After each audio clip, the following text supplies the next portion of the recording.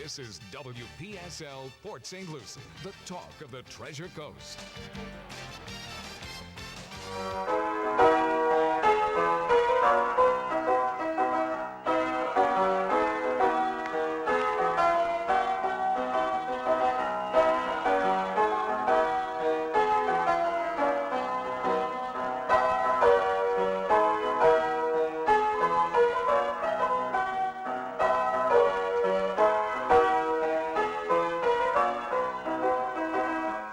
It's 10:07 at WPSL 1590, the talk of the Treasure Coast, and you're on Ask a Rabbi.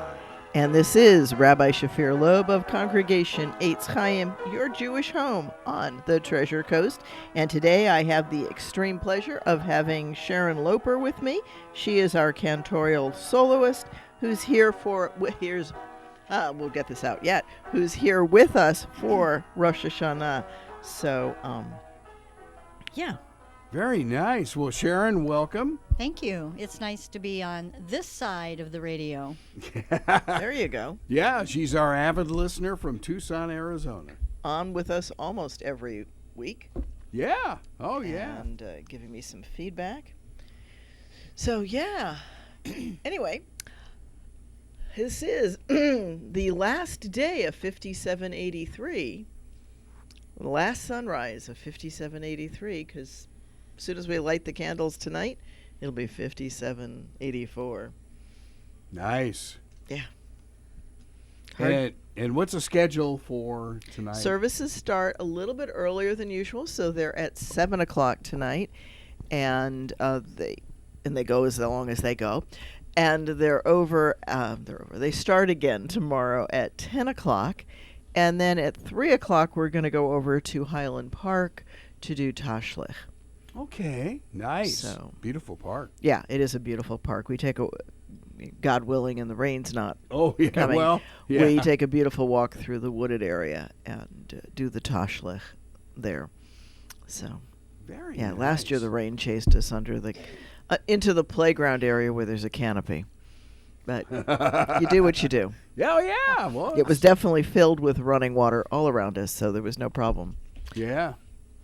So, Sharon, what is a cantorial soloist? Well, I haven't been trained as a cantor. I haven't gone through the training and all of that, but I've been singing all my life. And it's just that I love to sing, and I've been invited to. Well, I think ever since with Shafir, I've been singing. Ever since the beginning of Eitz Chayim, pretty much. Yeah. I think maybe not the first year, but after that, every year after that. Yeah. Except for we took a hiatus, obviously, with COVID, when travel was just not as. I can remember the first Rosh Hashanah in 2019, where it was a couple of us and a lot of video. And that was thanks to our very good friend Chris Tackett, who's a musician, and he and I did a bunch of music videos to go along with the COVID services. Oh. Nice. Yeah, I have to say that that year of COVID, the preparation work was so intense that actually, had we not been on a shutdown, I'm not sure I would have been able to get it done. It was, in its own way, as intense as the first Yom Kippur, Rosh Hashanah Yom Kippur, for Eitz Chayim, because I had the prayer books. We use our own prayer books. And I had the prayer books in rough because I was kind of working on them. I was working on a set of High Holy Day prayer books. But I had to really rush it into existence in order to have them come in, because we didn't have a whole lot of prep time. So for COVID, it was an incredible amount of time to get everything onto videos, and even the Torah reading was done on video, because we weren't, if you remember back then, we weren't supposed to do much singing. Right. There was a whole lot of stuff. Oh, that's right. I forgot about CDT. We're not supposed to sing. We wore masks, and I didn't really I didn't want the service to be masked. And so what I largely did was record myself in my backyard and other settings, other outdoor settings. So the service was mostly outdoor, but it was videoed and zoomed. Nice. There were a few people who came to the sanctuary. I think we were limited to 10 in the building, actually, at that time, so that we could really space out and everything. And we limited each service to like an hour to 90 minutes and then shoot everybody out and made people walk around in the parking lot for a little while and come back in. So there was all kinds of stuff that went on. But I will say that as a result of that, I learned a whole lot more about editing video and all of that. I mean, I'd done some of it at Access Tucson because I used to produce a TV show there. And I made some PSAs for them and things like that. So I was used to using some of the software, but I really got into it. Really got into it. So now, were you two together in Tucson? Yeah. Oh, yeah. Yeah. She was in the choir in Tucson. Where was the temple in Tucson? That's what year? Wandering Jew. Oh, you were nomadic? We were, in the beginning, we were at St. Andrews when I first came. It's not St. Andrews, St. Francis. Yep. Wrong saint. Sorry about that. St. Francis on Swan. Okay. And River. Oh, River and Swan. You were way out up in the Way east. No, that's not way east anymore. Well, yeah, you need to go visit. I know it's been that's mid Tucson now. It's been 40 years since I've been there. Yeah. That's not nearly as east. I don't even think of that as east. It was east of my house, but yeah. But I'm sure not East Tucson. And then we went to the Masonic Lodge. After we wandered a little bit, and we ended up at the Masonic Lodge. Okay. Over near Prince and Campbell. Okay, right in the center of town. Yeah, right by the campus. Yeah, not far from the campus, a little north of the campus. Yeah. Again, Tucson has grown so much, you have no idea. Yeah. That really is it's almost a little bit western now. Wow. It's gone all the way to the mountains on the east. And beautifully so, but yeah. And thank goodness, not exactly like Phoenix. What Phoenix did. No, it hasn't gone as concrete as Phoenix, which is nice, much more breathable. And then we went to at the end. We were at the temple downtown, the Stone Avenue. No, not the Stone Avenue. It was only a couple blocks from Stone Avenue, but it was the Shrine Temple. Okay. And so, yeah, we ended up we used Masonic facilities because they don't do a lot on Friday nights. And so it worked out really well. We were able to, because one of the tenets of that congregation was that they not own a building. They did not want to own a building. And that was an ecological decision. If you're only using a building heavily 2 days a week, Friday night and Saturday morning, it doesn't pay to have a building that sits empty. That makes perfect sense. And so unless you've got a whole lot of activities. And that congregation had just a handful of kids. And so we rented space. And the Masons were very good to us in Tucson. Well, that makes perfect sense. So, yeah. You know, we'd come in early on Friday, set up the room, and then the set up and tear down crew would tear it down after the service. And we were usually in the library for Saturday morning services. Strike the set. Yep. Oh, my goodness. We had special little closets that everything folded into, and the ark was on wheels. And, yeah. That's nice. But remember that we used to do our special High Holy Days at assisted living. Yeah, we did which was phenomenal. Really? Yeah. We did High Holy Days at Atria, which is also in just south of the foothills. And that way we brought the High Holy Days to the residents. And that was streamed, and it was recorded. Mm-hmm. By the way, you need to talk to Harbor Place. Okay. Because they're looking. Okay. Yeah, and so, yeah. Okay. I did not know they were looking, so. Yeah. Okay, I will talk to Harbor Place. Yeah. She's marvelous. So, okay. Yeah.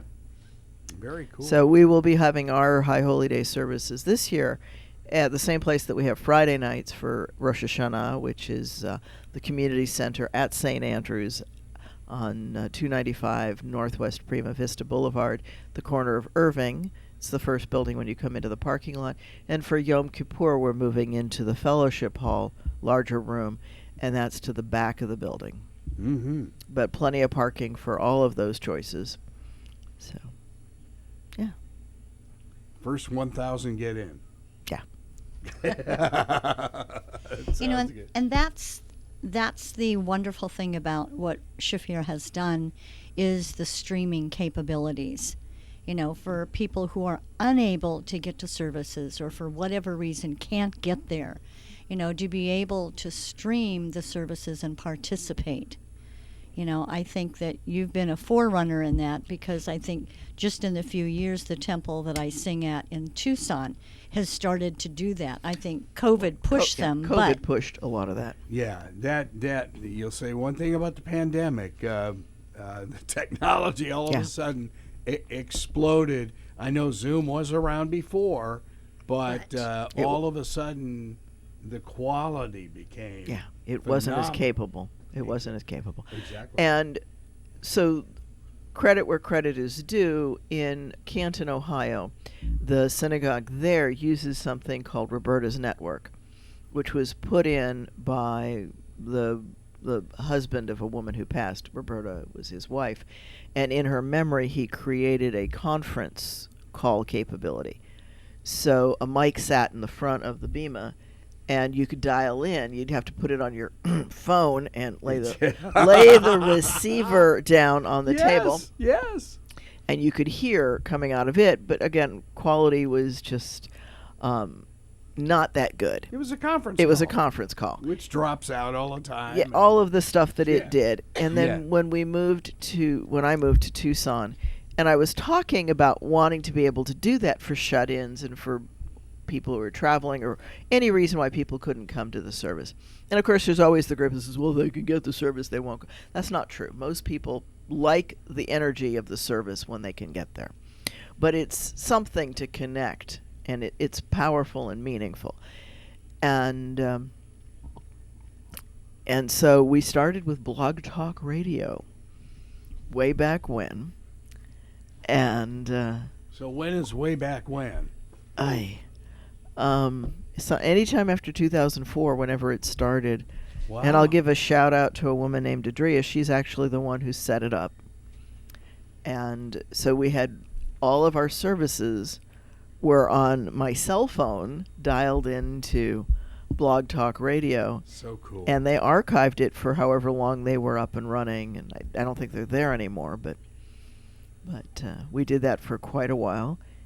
And picked up a following all over the world. There was a group in Turkey, actually, that used to listen to us. So cool. So all of that was going on. And then when I moved here to Port St. Lucie, I did Blog Talk Radio still for a while. And then at some point, we just decided to start, when Facebook allowed live streaming, we went to live streaming. But we actually live streamed our very, very first High Holy Day service, which was in Tradition, in the town square. Oh, sure. Yeah. At that time, there was also a Lutheran church that used it, and between them and the Tradition folks, we were in there for the holidays.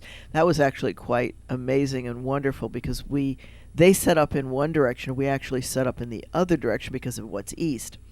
And they stayed after their service and moved all the chairs for us and helped set up. That's so it nice. was quite beautiful. Quite wonderful. Yeah, and that little area is so beautiful. It is beautiful. And there we went for a walk just to the lake in Tradition.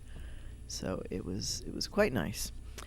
And that was our very, very first service way back when in 2015. Wow. And So- of course now you can do you could circle the lake. Yeah. Sure. Yeah.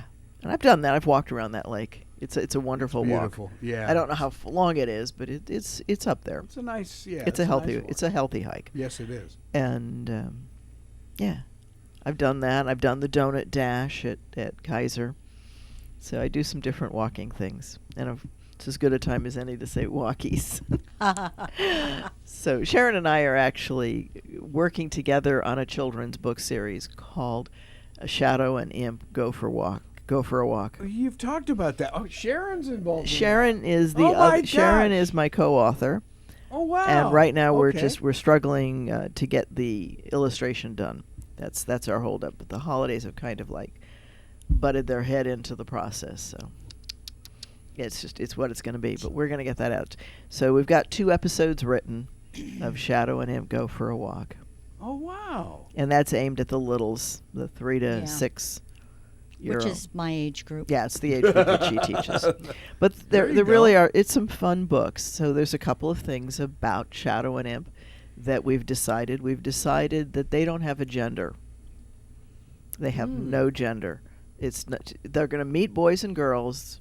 Like in the first episode, they meet a male woodpecker and another dog who's female. On the beach, they meet The crab. a crab and a turtle. I don't know which. I don't remember genders on those. We yeah. haven't yet. So, but those are the. So yeah, their first walk is in the neighborhood, and they meet Fiona. Fiona's going to be their inspiration for going different places. There you go. So All the next right. trip is the beach, and then they're going to go to New York, and then they're going to go to Tucson. Where they get to meet Jasper, Yeah, my poodle. yeah.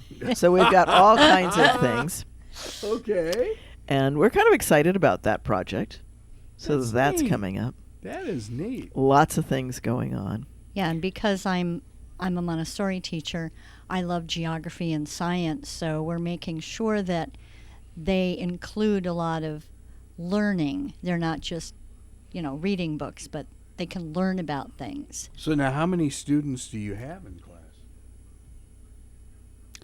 22. That's relatively large for Montessori. Not really. No, But no. Okay. But yeah, so yeah, 22. And like right now they're not even at school yet. That's right. Says she with a University of Arizona shirt on. Yay. Yep, bear down, Ty. Bear down, Wildcats. And you're right, Allison. Font is very important. We're using Book Antiqua, is what it's set in right now, but that may change between now and print. Yeah. We'll see what goes with the illustrations once we get them. Nice. There actually is also a dyslexic font that I may take a look at. Ooh. Wait a minute. What? There's a font that's designed to make it easier for dyslexics to read, and I may take a Whoa. serious look at using that. It looks a little bit like Book Antiqua, but it's got a couple of unique features on some of the letters just to make it easier to distinguish them. Wow, that's amazing. Yeah. Huh. Yeah, it was designed by a dyslexic person for other dyslexics, and so is the size of the print, which will be large, obviously. You just don't think about that. Oh, I do. But then again, I've done prayer books, so I think a lot about fonts. I think about the Hebrew font. I think about the English font. I think about the transliteration font, because I want there to be many, many clues for people as to what the different role, because our services are participatory, and so there's a lot of cues in the font work within the prayer books. So, for example, one of the things that I do is I bold the accent syllable Mm-hmm. so that people know where to put the accent when they're reading the transliteration. Right, so it's Shana Tova. Right? So Hebrew's accent's typically the last syllable, but not always. Like Melech is the first syllable. It's got a very distinct Second cadence and rhythm. syllable, right? Yeah, exactly. That one. And That good one. morning to Dale and to Al and to Lee, the folks listening in. Very nice. Yeah, I see them all here. So, so font is very important in any book, and the print is not tiny. I use for the prayer book, it's mostly 14 point, slightly larger than academic 12 point, just to make it a little bit easier to read. Okay, dumb question. Are there different types of fonts in Hebrew? Yes, There are? there are about 30 or 40 that I have. Oh. And it makes a huge difference. The The what's called prayer book or Siddur font is the old one that was used, but there's actually a Polish version of it. There's Frank Rule. There's all kinds of different fonts, and then there's the more modern fonts that are used like for newspapers and stuff like that, where they don't use all the embellishments. And there's a particular thanks, Al. What was I gonna say? In Torah, there is a very specific certified font. A scribe has got to get certified in being able to do. It's called Stam, and it's only used for parchment versions of it. And it's kind of interesting because one of the books that we study with is called a Tikkun, and it's got the print as it would be in the Torah, in the scroll, and next to it is usually in Siddur font with all of the accents and everything, so that you can look at both till your mind takes what belongs on the one side and puts it on the other. Wow. And modern Torahs written today are actually, they write what's called a Tikkun Torah, which means the Tikkun has 242 columns, and they all start with a Vav, except for the first one in a book, because you can't control what that is. But they're now checking them by computer to make sure that no mistakes are in the scroll. And so it's helpful for the checker if it's a standardized. That's your AI checker, right? Yeah. Oh.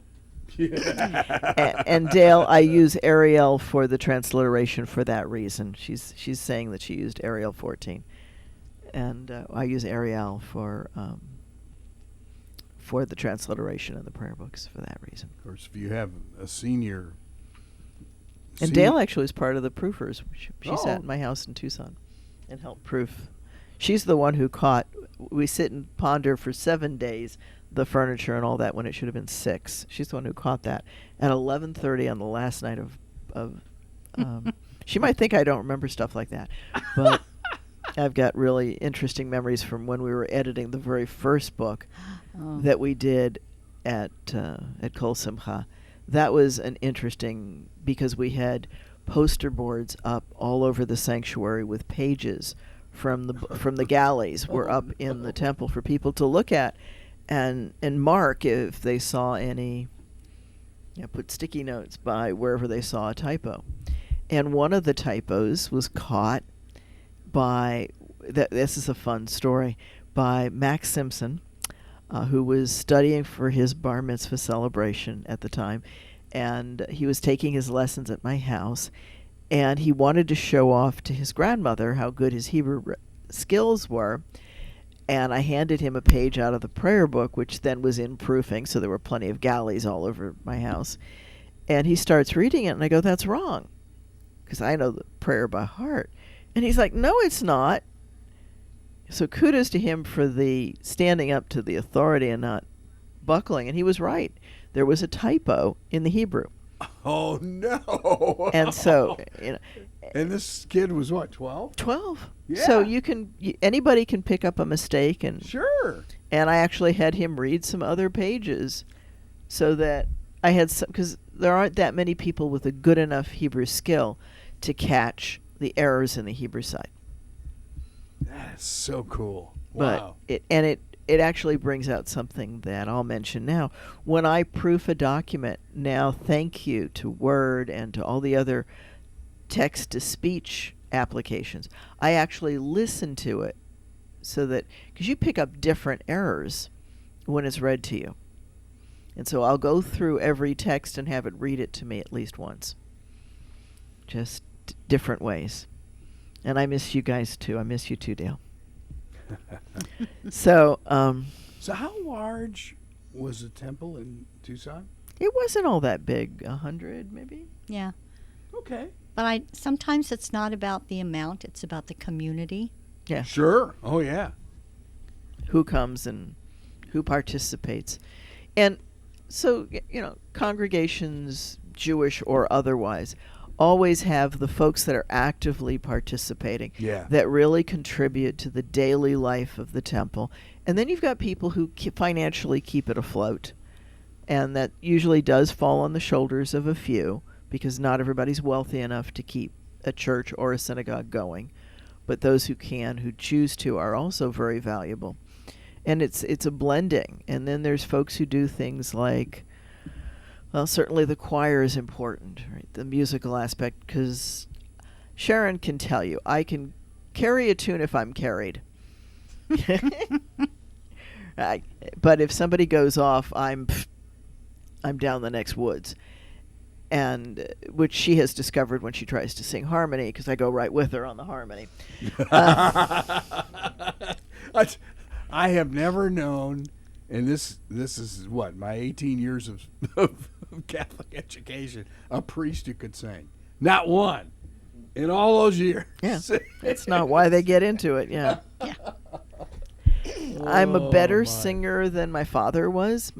And it's interesting because when I was in Tucson, we needed sopranos, and so Maya, who was an amazing musical director, was our musical director in Tucson, and she taught me to be a soprano, and I sang soprano, and I can still sing.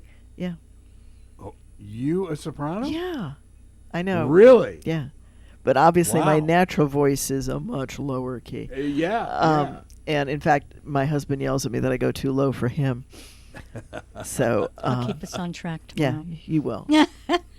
I have no doubts. And Sharon's an alto, although she also sings soprano when needed. Our very good friend Chris Tackett is an incredible musician, and he keeps arguing with me that you are a soprano, but my brain goes to harmony, so I can sing it. And in the choir that I was singing in at the temple, sometimes sopranos wouldn't show up, so he would move me over to sing soprano, and then I would go back to alto. So Nice. it's just that range and what your brain likes to do. So Chris was not only a musician, but into video as well, right?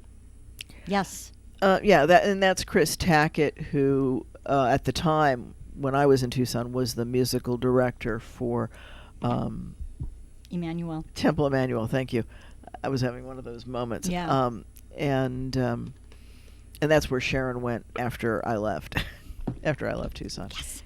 And he's now with Kol Ami, which is the merger of Temple Emmanuel and Or Hadash.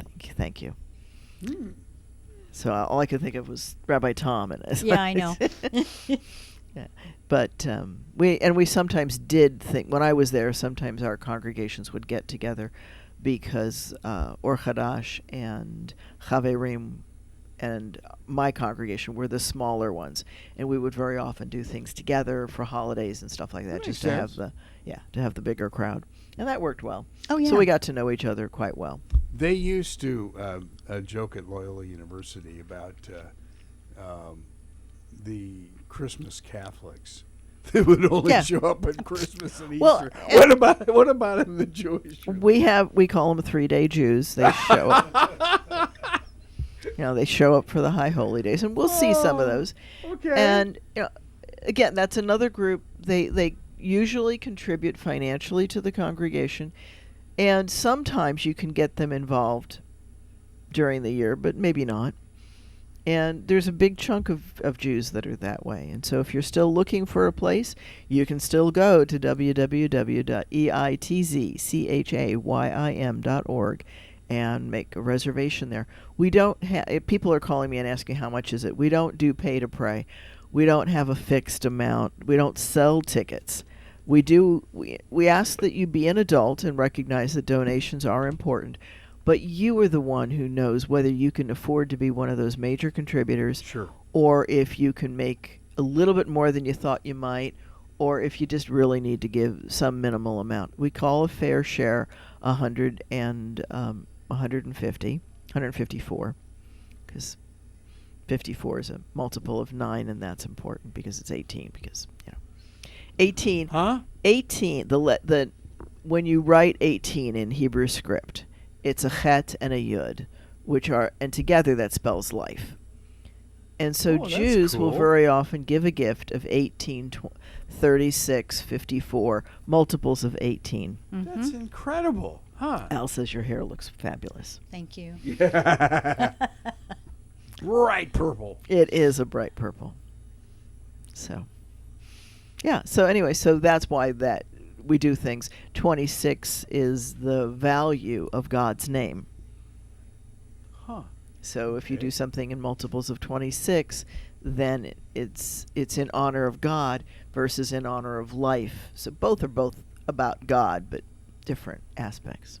Intriguing. Wow, I never knew that. That's why you sometimes see Jews will often wear a chai on their neck in jewelry, or it'll be in cufflinks or things like that. And it's funny because people call it the Navajo pony, but it's not. It's the chet and the yud. Because sometimes they're a little stylized. And it looks a little bit like an animal, but I guess if you don't know what Hebrew is, it's always funny. You can find it on eBay as a Navajo pony. Yeah. Do the Navajos know about this? I don't think so. Yeah, really. Oh, my. Yeah. Wow. And you're right, Alice, gematria. So there are 3 numbering systems in the world. And I'm sure everybody remembers Roman numerals. They used to do book copyright dates in Roman numerals in books. Sure. Once upon a publication copyright dates. And they've stopped doing that, thank goodness, because those I's and X's are a pain. Could you imagine trying to balance your checkbook in Roman numerals? Wouldn't that be fun? No. The good news is, though, that if you do it in Roman numerals, of course, there's no zero. Roman numerals have true. no zero, and they don't have negative numbers, so you'd never be in trouble. I covered Okay. several of those Super Bowl XX, VU, whatever. Yeah. Whatever, yeah. Yeah, so they use they use Roman numerals. They still do, Yeah, because it's kind of cool for them. Yeah.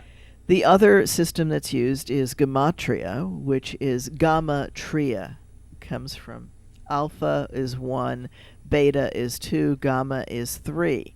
And that's the system that Hebrew uses, and apparently Greek did too. The alpha, beta, gamma. So you go all the way up to yud or epsilon is 10.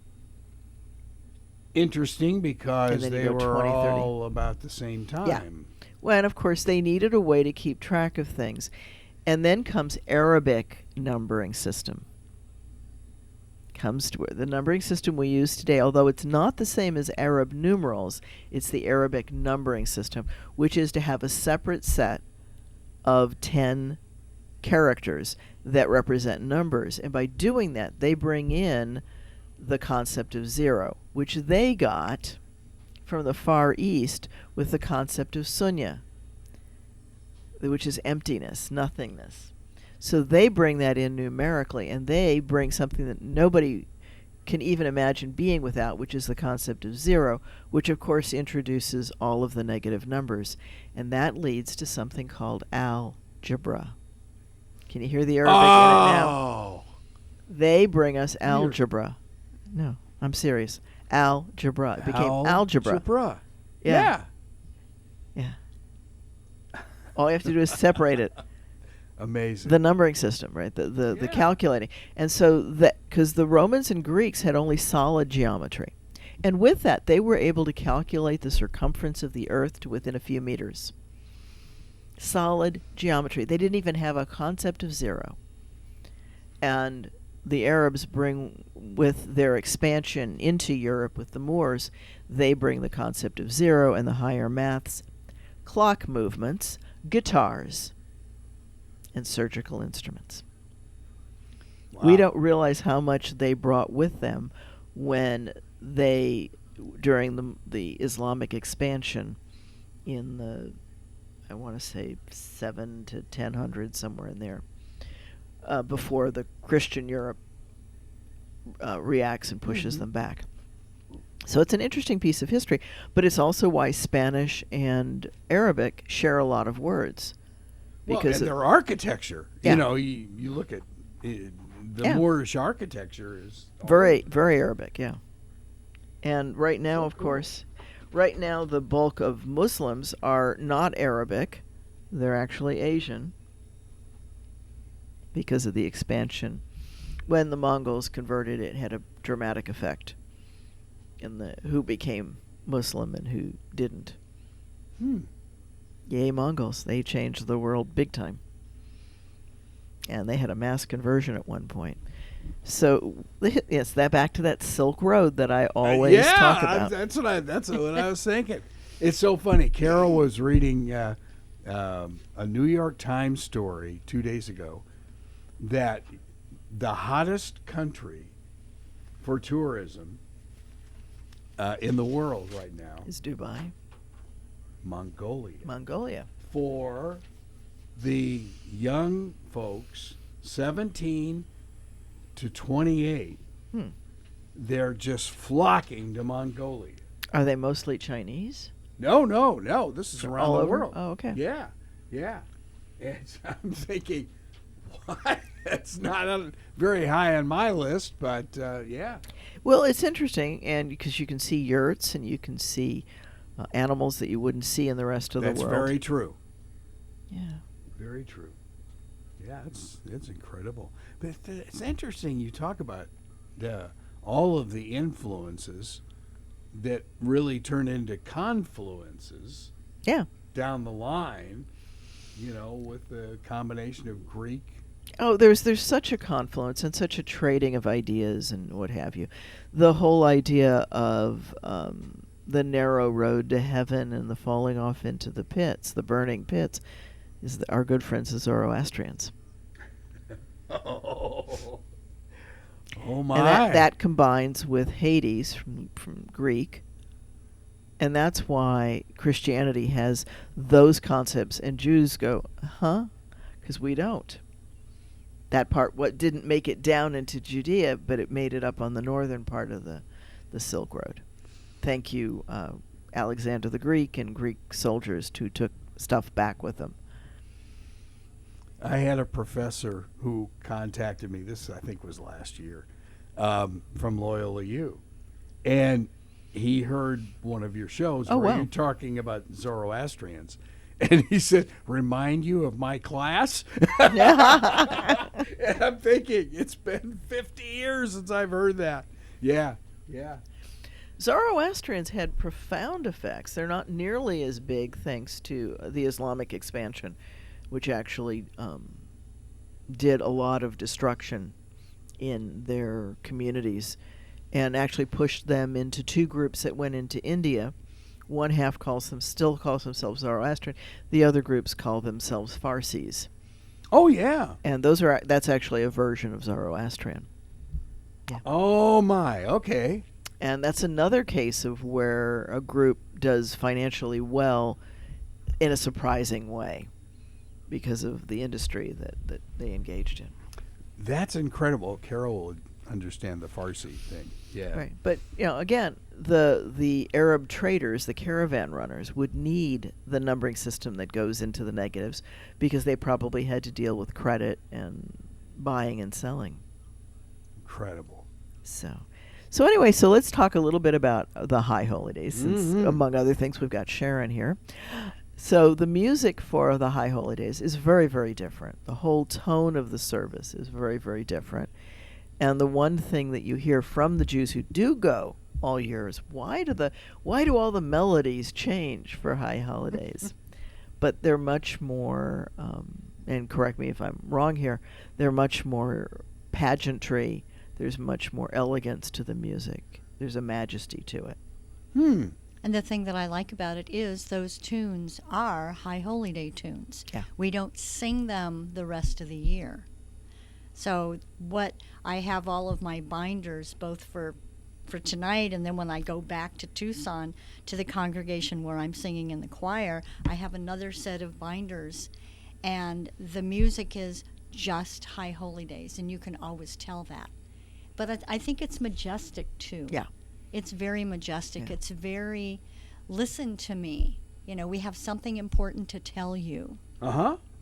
Yeah. And as a matter of fact,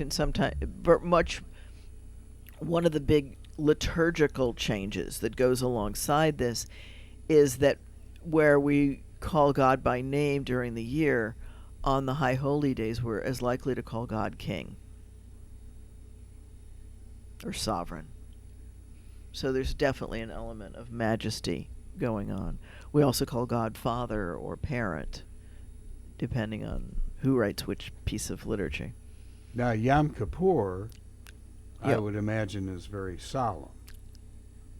It's, I don't know that solemn's the right word. It's serious. Okay. It's not sad in any way. It's still a rejoicing, although there's obviously the element of, the things I did last year. Yeah. Well, yeah. But Atonement. there's atonement, but there's also, and people forget this, there's also the, oh my gosh, I did that right. This is there are a couple of things for which I can pat myself on the back, and other things for which I need to pound myself. And we're not all good, we're not all evil. And the liturgy reflects that we do this and we do that. We err both ways. We err by overaction and we err by underaction. And there's a al chet shechatana, for the sin that we sinned by indulging this person, and the sin that we sinned by denying them. Right? For the thing that I did by jumping in where I wasn't supposed to, and for the thing I did by not jumping in when I should have. So, Judaism recognizes sins of omission as much as sins of commission. And sins are different. Sins are not just disobeying. Sins are also unintended negative consequences, where you miss the mark. It's actually an archery term, and it means not making the bullseye. So it's a near miss. So I wanted to compliment Sharon on her beautiful shirt, and I do it in front of a room of 20 people, one of whom had gone shopping and bought a special shirt, and I didn't acknowledge it. So I inadvertently injure them by praising her. Oh, wow. So I need to be aware, not that I have to live in fear of that, but I have to recognize that my tone is powerful, that my words are powerful, and that I will injure people without intending to. So it's a sense of liability and responsibility that go beyond intention. I'm not sure I would even pick up on that. Wow. That it's called lashon hara, the wicked tongue. When your tongue harms somebody, even if you didn't intend it. If you harm somebody, if you intentionally say something, that's a transgression. It's a whole different level. And so that's reflected in the music too. All of that. There's some songs that we repeat many, many times, and only in the High Holy Day season. Yes. So somebody like Sharon has been spending months getting ready and practicing. Congregations typically start. When did rehearsals start for you in Tucson? Maybe July. And then she's been 2 months. Yeah, she's been working privately with, and she knows the stuff. It's not like she doesn't know it. She didn't learn anything new. Wow. And I think that's the thing about the High Holy Day music is this is a music that we sing only for that. So we're not really learning anything new. We might be finessing it. One of the ones that we're still finessing is Kol Nidre. And that's to me, that is the most powerful Yom Kippur song. And that's not even a prayer. And we have the cantor sings the first time. Then we have we have a cello player, I believe, this year. And then the choir will sing with the cantor. So it's, coming from different synagogues, they do it differently, but it's the same prayer. Interesting. So wow. Sharon's going to be in Tucson for Yom Kippur. She's only with us for Rosh Hashanah. But the way that we do Kol Nidre is that we do it with the Hebrew singing, and the cello actually plays it 3 times. They'll play it once with the Hebrew singing underneath, then the cello solos, and then I misspeak. I do it first in English, then the cello, and then the Hebrew. So is the celloist actually with you, or is that recorded? Prior to COVID, they were. Yeah. Naturally. What a dumb question. Certainly. Yeah. Yeah. So. Live on tape. Yeah. And it was recorded live on tape. Yeah. So it wasn't done in a studio. and that's recorded in the California the university campus that we were on. So, yeah, wonderful set of musicians that did that. Nice. Now, was this at the U of A? University of Arizona? Or? Well, no, we always had a live cellist in Tucson. Thank you. Clearly, I need some caffeine and sugar in there. I was going to say, and where is your coffee? And here we've actually had somebody play a bass cello. And that's a nice, I liked the tone. It's a nice change. So, and that's an interesting piece. We actually had an amazing cellist, Jackie, the first couple of years, but she's no longer in the area. So this is actually her student who has played for us now. You need to talk to Laura, who is the string teacher at Lincoln Park Academy. Okay. And her young cellists are mind-boggling. Okay. They are so good. Yeah, we've seen them entertain a lot, and wow. Okay. Yeah. She's a great teacher. Great teacher. Yeah. I will certainly take a look into some of those things. Sure. Oh, yeah. Because congregations in general pull out as many stops as they can to make the High Holy Day experience a truly high moment, a peak experience, we like to say. And so Rosh Hashanah is the beginning of the Jewish year. It's actually the first day of the 7th month of the calendar, and that will be tonight. You may have noticed there wasn't a lot of moon last night. We're at the new moon, and this is the first moon of 5784. The calendar, I don't know when the year number started changing in fall. I don't think it always did. And of course, I wasn't around when they made that decision. Just as the new year used to start in the Gregorian calendar in April, and then they moved it to January. And that's what April Fool refers to, by the way. It's the people who don't go with the new calendar. I never knew that either. Yeah, because originally the Jewish calendar also went with that time of year. So yeah, we're this interesting piece of history. History is there to teach us a lesson, not to live in, but to teach us a lesson, and it's how we get the things that we get. And so I'm going to go ahead and give one last blast to the shofar. Gotta do it. So, and again, this is my father's shofar. I'm sorry, Sharon.